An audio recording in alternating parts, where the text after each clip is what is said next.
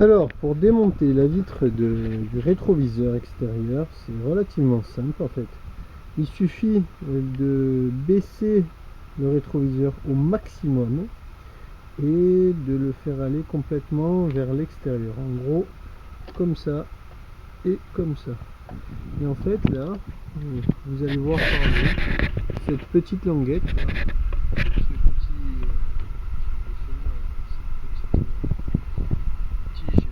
métallique qu'il va falloir dégrafer, déclipser doucement.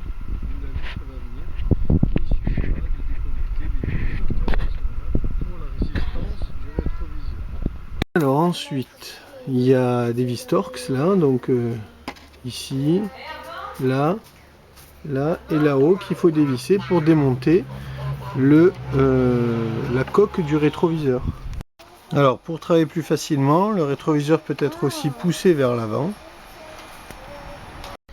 Alors pour démonter le moteur là, électrique, il faut dévisser cette vis là et celle-ci. Et ensuite, vous allez voir, le moteur vient tout seul. Donc une fois les trois vis démontées, on arrive à retirer le moteur et voilà, on accède à l'intérieur du rétroviseur. Voilà, et délicatement on a retiré donc la glace, puis le moteur, en démontant les vis. Donc là je vais regarder pourquoi est-ce que cette coque a du jeu. Alors une fois la coque démontée là, il suffit de tirer sur la partie qui est vers l'arrière, parce qu'en fait la coque est faite en deux parties, vous voyez.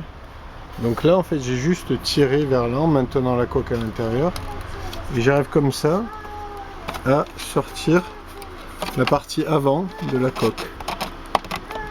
Voilà. Délicatement.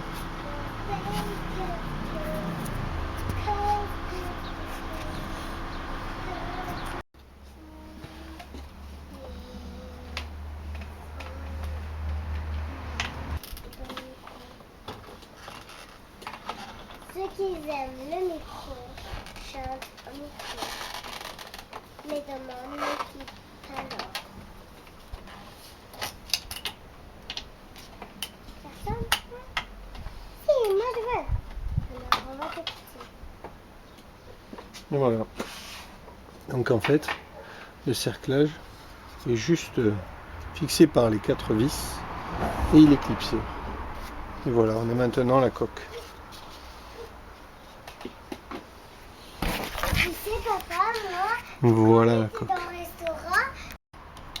Ensuite, donc, il faut délicatement libérer de cette zone-là la coque et la faire ressortir tout doucement dans ce sens, en ayant au préalable débranché les deux fils du clignotant.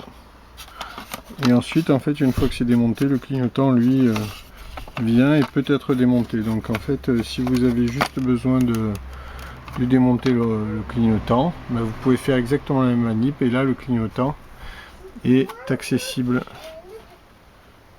et peut être retiré.